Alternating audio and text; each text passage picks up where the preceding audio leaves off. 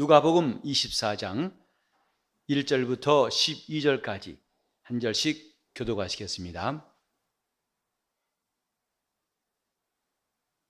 안식 후 첫날 새벽에 이 여자들이 그 예비한 향품을 가지고 무덤에 가서 돌이 무덤에서 굴려 옮긴 것을 보고 들어가니 주 예수의 시체가 펴지 아니하더라. 이를 인하여 근심할 때에 문득 찬란한 옷을 입은 두 사람이 곁에 섰는지라. 여자들이 두려워 얼굴을 땅에 대니 두 사람이 이르되 어찌하여 산 자를 죽은 자 가운데서 찾느냐? 여기 계시지 않고 살아나셨느니라. 갈릴리에 계실 때에 너희에게 어떻게 말씀하신 것을 기억하라. 이르시기를 인자가 죄인의 손에 넘기워 십자가에 못 박히고 제3일에 다시 살아나야 하리라 하셨나니라 한데, 저희가 예수의 말씀을 기억하고 무덤에서 돌아가 이 모든 것을 11 사도와 모든 다른 이에게 고하니, 이 여자들은 막달라 마리아, 요한 나오, 야고보의 모친 마리아라. 또 저희와 함께한 다른 여자들도 이것을 사도들에게 고하니라. 사도들은 저희 말이 허탄한 듯이 배워 믿지 아니하나, 베드로는 일어나 무덤에 달려가서 굽부려 들여다보니 세마포만 보이는지라. 그 된 일을 기이 여기며 집으로 돌아가니라. 아멘. 예수께서 장사된 지 사흘 만에 부활하신 사실, 이 사실을 가장 먼저 본 사람들은 주님을 사랑하고 섬기던 여자들이었습니다. 11 사도도 아니고 그 유명한 바리새인이나 서기관들이 아니고 예수 그리스도께서 죽은 자 가운데에서 살아나신 것을 확인한 사람들, 10절에 보면 이들의 이름이 기록되어 있습니다.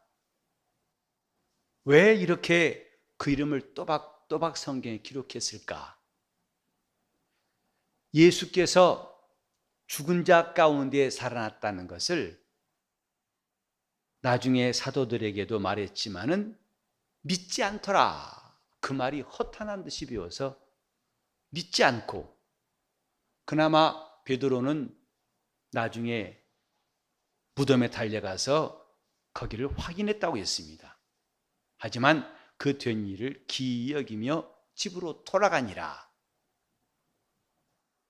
신앙에 내린 차순, 우리가 보통 알고 있는 오름 차순이 아니라, 여기 보면은 전혀 오름 차순에 오르지도 않던 사람들이 가장 먼저, 그리고 확실하게 예수 그리스도의 부활을 확인하였고, 또 그 다음에는 베드로가 그 다음에 그나마 무덤에 가서 진짜 그런가 하고 확인하였고, 나머지 사람들은 아예 믿지 않더라. 그러니까 평소에는 반대의 그 오름 차순이었던 사람들이 이젠 내린 차순으로 바뀐 것을 볼 수가 있습니다. 우린 예수께서 하신 말씀을 기억합니다. 지극히 작은 자가 하늘에서는 가장 큰 자니라.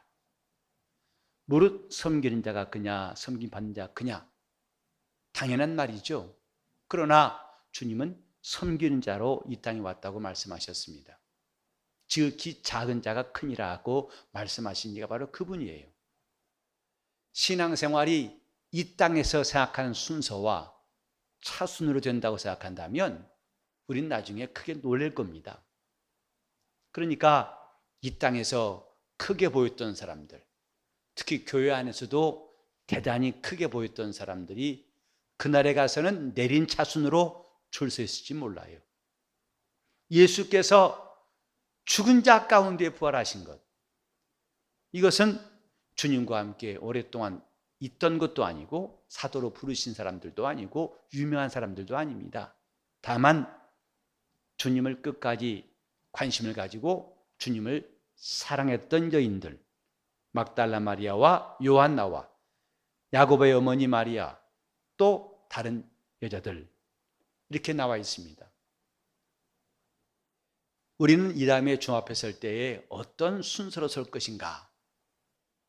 사실은 이것을 염두에 두고 신앙생활한 사람이 지혜로운 사람이에요. 이 땅에서의 순서가 아니라 하늘에서의 순서에 관심을 가진 사람들. 그래서 이것을 한다면 겸손할 수밖에 없습니다. 나중에 줄 세우신 이는 주님이세요. 자기가 줄 섰다 하더라도 그 줄을 수정할 분은 주님이십니다. 누가복음 14장에 우리가 이미 읽었지만은 이런 말씀이 있죠. 너희가 잔치에 초청받았을 때는 상석에 앉지 말라. 차라리 저 말석에 앉으라. 그러면 나중에 주인이 와가지고 친구여 왜 여기 있느냐? 이리 올라오라 해서 너를 상석에 앉힐 때인데 그럼 너에게 영광이 있을 것이나 반대로 네가 상석에 앉았다가 좀 자리 좀 비워주세요. 자리 틀렸습니다. 하고 저 말석에 앉게 한다면 얼마나 부끄럽겠느냐고 하신 말씀이 있어요. 하나님 말씀이 우리에게 이렇게 들려온 것은 장차 되어질 일들을 미리 말씀하신 거라고 우리는 기억해야 됩니다. 하나도 그 말씀은 우연이었고 그 말씀에는 인간이 불필요하다고 여길 수 있는 말씀이 없어요. 주님이 줄을 세우신다는 것. 그래서 야고보 사도도 말했죠. 주님의 능하신 손 아래서 겸손하라. 너를 낮추라. 때가 이르면 너를 높이시리라. 이렇게 말씀했어요. 모름지기 교회는 순종을 배우는 학교입니다. 겸손을 배우는 학교예요. 주님께서 이 다음에 줄을 세우실 때 그 순서가 아주 진짜 순서라는 걸 알아야 됩니다.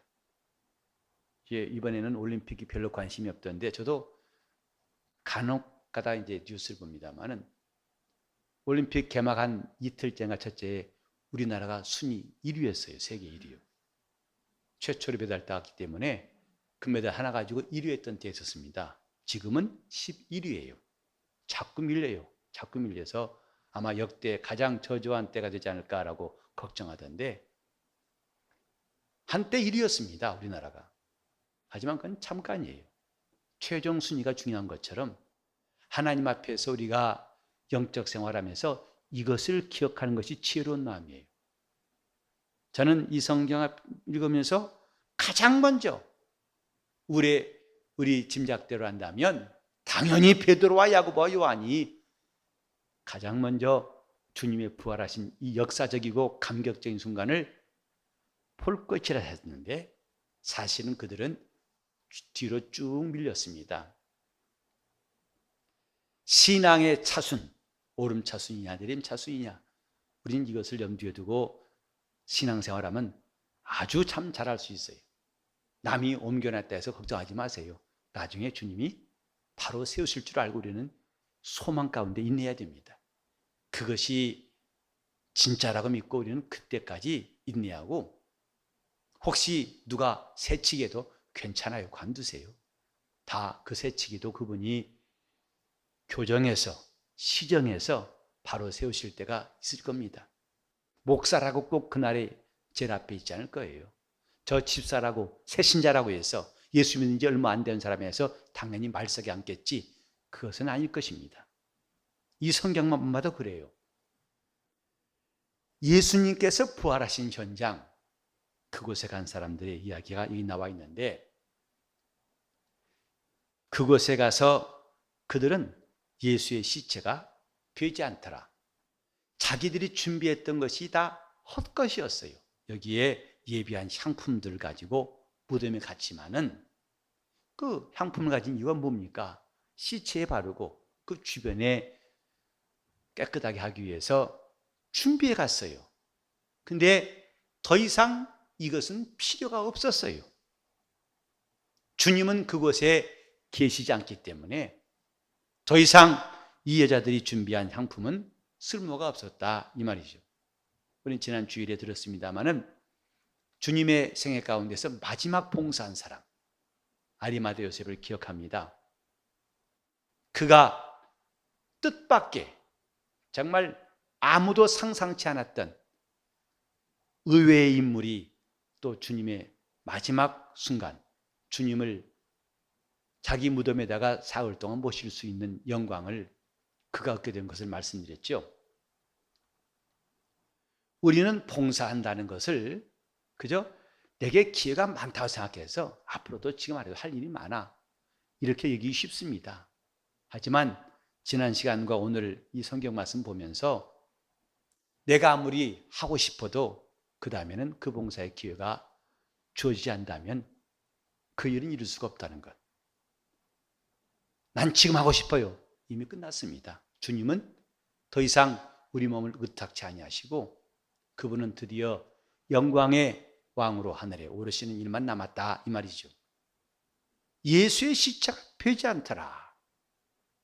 이것은 더 이상 인간이 그에게 봉사할 기회가 없다는 뜻이에요.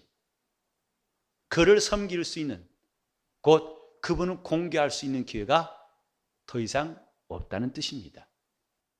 예수의 십자가 펴지 않더라. 장례식 때마다 목도하는 장면입니다만은 입관을 마치고 예배 드릴 때 보면은 유족들이 무척 아쉬워해요.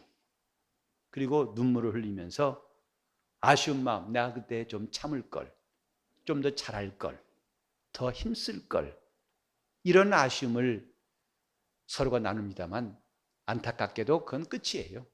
더 이상 고인에게 할 수 있는 기회는 없는 겁니다. 이제 그 시체를 마지막으로 장사하는 것만 남았고 이제 우리는 아쉬움 대신에 회개로서 마무리할 때가 바로 그 순간이에요. 예수의 십자가 펴지 않더라. 우리는 주님을 섬길 기회가 많이 있다고 생각하지 마세요. 그분께 봉사할 기회가 많다고 널려 있다고 생각하지 마세요. 이번에 올림픽 금메달이 몇 개인지 아십니까? 안심하세요. 저도 몰라요. 그러나 무척 많습니다. 많지만 우리와는 관계없어요. 그렇게 많은 메달 나한테 안 올까? 안 와요. 아무 상관없어요. 그러니까 우리 생각에는 기회가 많은 것, 시간도 많을 것 같죠. 하지만 그분이 허락하실 때만 가능해요. 그분이 봉사할 기회를 주실 때 우리는 비로소 할 수 있는 것이기 때문에 우리는 시간을 아껴야 됩니다. 봉사할 수 있는 시간, 덥고 춥고 힘들고 괴롭고 바쁘고 이유는 많이 있을지라도 기회를 놓치는 건 똑같아요. 과연 누가 주님을 공개할 수 있는 시간을 얻을 수 있을까? 때 늦기 전에 우리는 하나님 앞에서 기회를 얻는 사람이 되어야 합니다. 이미 주님은 부활하셨어요. 거기 계시지 않더라. 거기 계셔야 할 주님의 시체 대신에 두 사람이 서 있는데 그들의 말이 매우 놀라울 수밖에 없는 말이에요. 찬란한 옷을 입은 두 사람이 그 빈 무덤에 서 있는데 그들이 말이 어찌하여 산 자를 죽은 자 가운데서 찾느냐. 그는 여기 계시지 않고 살아나셨느니라. 저도 예루살렘 갔을 때에 이 무덤을 직접 들어가 봤는데 그 무덤의 바위 벽에 이 글이 써 있어요. 그는 여기 계시지 않고 살아나셨느니라. 그가 여기 계시지 않다고 하는 그 메시지가 매우 감동적이었어요. 그는 여기 계시지 않느니라. 그래서 더 이상 예수를 무덤에서 찾지 않는 게 복음이에요. 그는 여기 계시지 않는다. 그걸 인정한 사람만이 그가 하늘에 가신 사실, 그가 부활하여서 하늘에 가신 사실을 믿는 사람이에요. 그는 여기 계시지 않느니라. 더 이상 여기서 그를 찾지 말라. 그가 여기 계시지 않고 살아나셨느니라. 인류에게 하나님이 주신 복음은 예수의 빈 무덤입니다. 그러나 안타깝게도 예루살렘 가면은 골고다도 두 군데고 무덤도 두 군데예요.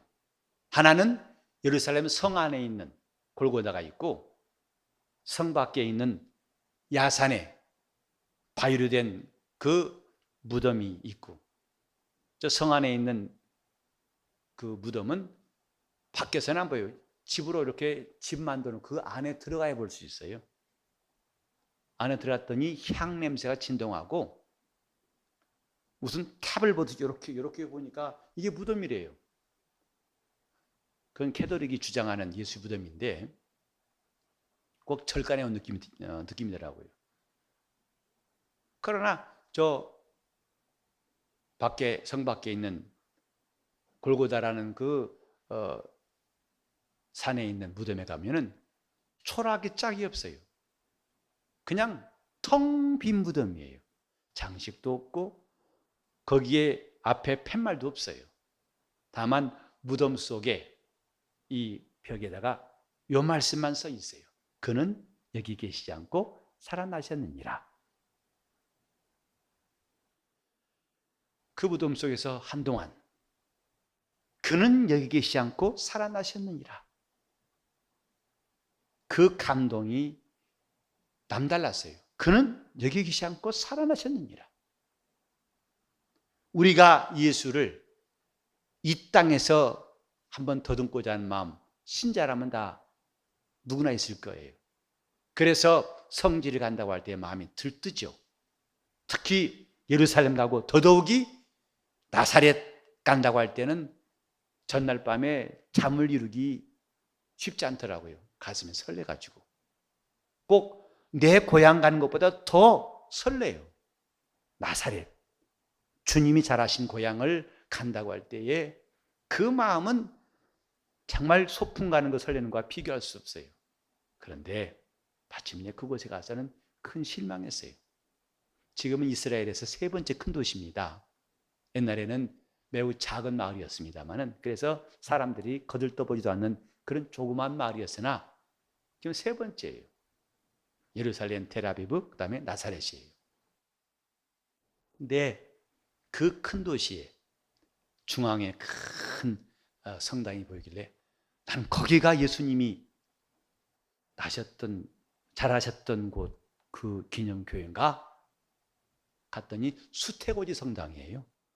마리아가 천사의 말 듣고 네가 아이를 낳을 것이다.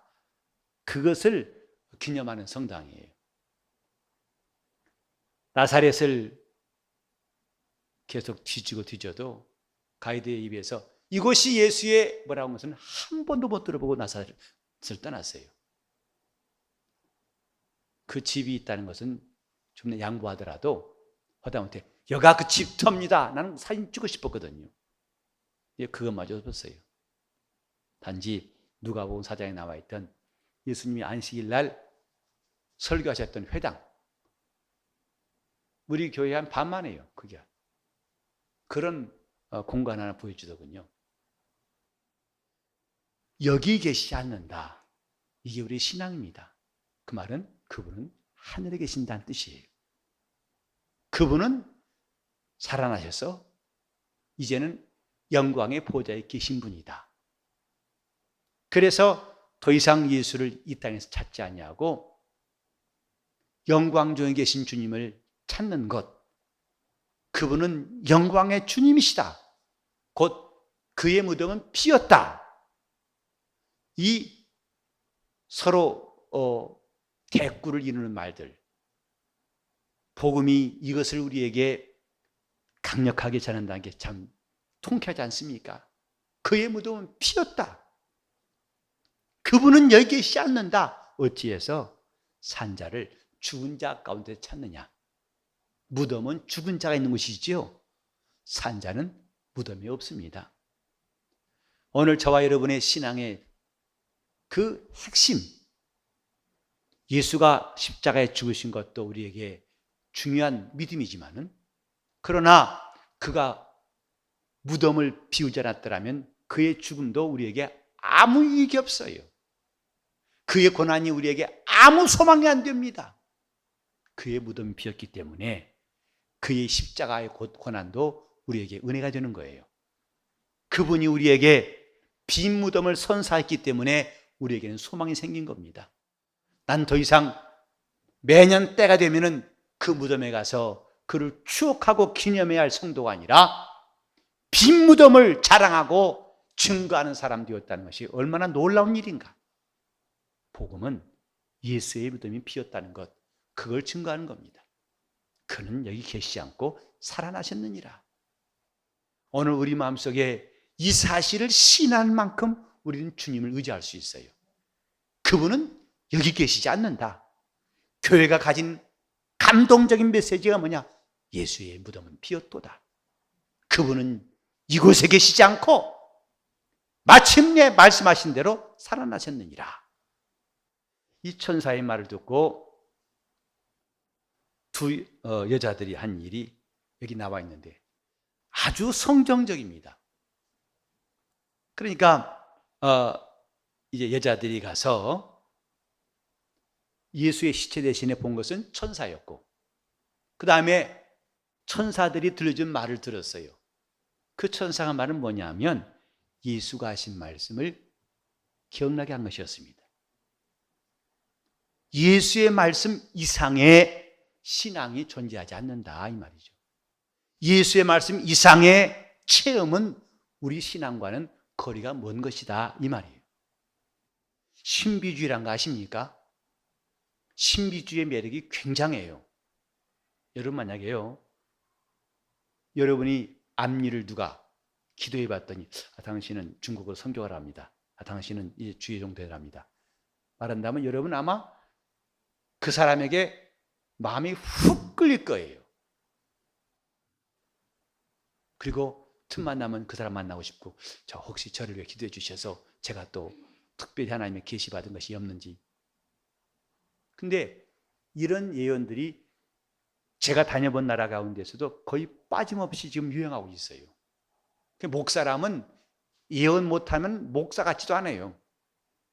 특히 대만 갔더니 신학교 학장이 3일 동안 세미나 왔는데 이 사람은 입에서 예언이란 말을 떼질 않아요. 제가 아무리 전해도 그래도 예언이 있다는 거예요. 하나님이 이렇게 일하신다고 이렇게 말씀하신다는 거죠. 여러분 지금 그런 이야기 하면은 관심 없을 것 같죠? 사람들이 방언통변에 대해서 관심 많은 것도 이해가 가요. 내 영이 하나님께 말하는데 과연 무슨 말할 것인가 지금 말하고 있는가 궁금하시죠? 가만히 계세요. 누가 지금 통역한다면 줄 서 있으려면서 또 아니요 나는 관계없어요 하면서 상당히 그 경건하게 품위를 유지하고 계세요. 아마 조용히 해드릴 테니까 저 방언 들어오세요 그러면 아마 줄 서가지고 하나씩 들어갈 텐데 방언해가지고 내가 뭐라 방언하는지 좀 알아봐 달라고 내 영의 사정 좀. 근데 여러분 이걸 아세요? 근본적으로 방언은 알아듣는 자가 없다는 것이 성경의 가르침이에요.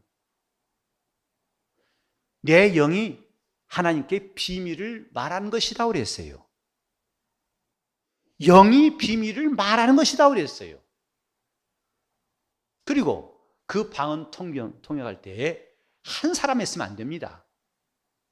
또 옆에 있어서 그 분별할 것이라고 그랬어요.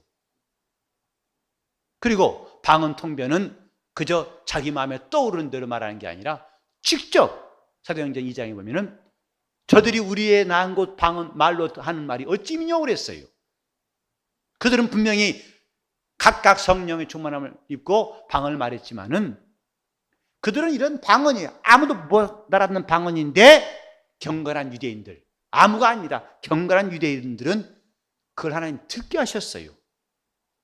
방언이라는 말 그 내용을 자기 단어 말처럼 듣게 하신 겁니다. 이게 방언 통변이에요. 너무 여러분이 신기한 데에 빠지는 것은 경계하셔야 됩니다. 왠지 아십니까? 거기에 빠지면 말씀이 안 들어와요. 말씀은 건성이에요. 설교 듣죠. 그러나 바이패스예요. 듣고 빠져나와. 듣고 빠져나와. 아멘, 아멘, 아멘. 못 들어서 몰라. 그때부터 거기에 마음이 팔리기 쉬워서 말씀이 정같이 안 들려온 거 아십니까? 그게 신비주의입니다. 하나님 허락하시면 앞으로 우리 교회에서도 그런 방언 통변하는 사람이 나올 수 있어요. 그러나 그건 하나님께서 자기의 유익을 위해서 우리 교회 역사하실 것입니다. 그 사람이 원하기 때문에 사모하기 때문에 주시는 게 아니라 하나님께서 우리 교회에 필요한 사람은 또 언젠가 허락하실 것입니다만은 우린 자신이 이렇게 영적 생활에 이 초점이 흔들리지 않도록 신비주의와 종교는 기독교의 양극단입니다. 이 여자들의 믿음이 매우 건전한 겁니다. 천사들은 자기들이 영광의 모습으로 나타났다고 해서 과장하지 않았어요. 곧 자기들이 본 분을 초월하지 아니하고 그들은 예수가 하신 말씀을 다시 기억나게 했어요. 곧 갈릴리에 계실 때에 너희에게 어떻게 말씀하신 것을 기억하라. 이르시기를 인자가 죄인의 손에 넘기워 십자가에 못 박히고 제3일에 다시 살아나야 할 것이다 하고 말씀하셨지 않느냐. 그 말씀하신 대로 다시 사신 것이다. 이것을 천사가 기억나게 했다 이 말이죠. 이것이 의의 천사입니다. 그러나 타락한 천사는 기록된 말씀을 무너뜨리려고 예수를 시험했어요. 그렇게 기록된 말씀 참고 일단은 지금 40일 동안 금식했으니까 허기진 것을 해결하지 않겠느냐. 그러니 도로떡 만들어 먹어라. 그래서 하나님 말씀을 이기라. 그 말씀을 잠깐 접어둬라. 그 말씀은 잠깐 제쳐두고. 아니요, 그것이 불행의 시작입니다. 하나님 말씀을 제쳐두고 이것이 유혹의 시작이에요. 시험의 시작입니다. 우리는 그 말씀을 떠나지 않은 사람들, 그 말씀에서 요지부동한 사람들이라고 해야 됩니다. 그것이 참 신앙이에요. 천사들이 이렇게 말한 걸 했고, 그래서 이 여자들은 그걸 들은 대로 가 고했어요. 그러니까 여기 베드로 마냥 이상한데 하고 집으로 돌아간 게, 자기 집으로 돌아간 게 아니라 이 여자들은 11사도 또 모든 다른 사람들에 가서 이걸 전파했다 이 말이죠. 뭘? 예수님이 말씀하신 대로 죽은 자 가운데서 살아나셨느니라, 이걸 말했어요. 들은 말씀대로 그들이 확신을 가고 가서 그걸 전했다. 이건 아주 정상적인 교회의 믿음이에요. 교회는 하나님께 들은 말씀을 우리가 확신하고 그것을 전하고 증거하는 것, 이 교회의 모습 아니겠습니까? 우리의 신앙이 어느새 슬금슬금 한쪽으로 휘기 시작하더니 신비주의에 빠지고 종교에 빠지더니 나중에는 그것이 옳은 길인 줄 알고 못 돌아올 수도 있다는 것을 우리는 잘 이해하고 그걸 경계해야 됩니다. 베드로가 한 행동을 그 다음 순서로 말하고 있죠. 일어나 무덤에 진짜? 하고 가본 겁니다. 가서 봤더니 안 보여요. 세마포만 보인지라. 근데 그걸 본 베드로의 행동이 뭐냐면 기여기며 이상하다, 이건 참 이해가 안 되는데 하고 집으로 돌아가니라 이 말이에요. 그는가 전한 적이 없어요. 남은 사도들에게 야 정말 주님 부활하셔서 안 계시더라고, 이게 아니라 기여기며 집으로 돌아가니라. 그보다 그 다음 단계 내림차순이 뭐냐면 그 여자들의 말이 허탄한 듯이 되며 믿지 않다. 그러니까 믿지도 않고 가보지도 않고, 이게 제자들이었고 열사도고, 믿지도 않았지만은 그래도 한번 확인해 보려고 갔던 것이 베드로였었고, 그 다음에 무덤에서 직접 그 사실을 확인하고 천사들의 증거를 가지고 와서 전한 사람들이 이러이러이러한 여자들이고, 자, 우리는 오늘 어떤 쪽에서 해야 할 것인가가 이제 우리의 순서예요. 우리에게 남은 일입니다. 나는 어떠한 믿음이 되어야 할 것인가? 교회에서 하나님 말씀을 듣습니다. 그 말씀은 오늘 천사들이 주의 말씀을 기억시키는 것처럼 이 강단에서 전하는 설교는 주님 말씀을 기억시키는 거예요. 이렇게 말씀하셨습니다. 이렇게 하셨습니다. 이렇게 오셨습니다. 이렇게 말씀하셨습니다. 우리는 그때 그 말씀을 듣고 확신을 얻고 이것을 담대히 전할 때에 우리 영적 생활은 건강하고 힘이 있고 하나님이 붙드시고 역사하시는 거예요. 여러분, 우리는 주님이 더 이상 그 무덤에 계시지 않다는 사실을 자랑할 수 있는 성도가 됩시다. 이게 그리스도인들이에요. 예수의 무덤은 피 무덤이다. 자,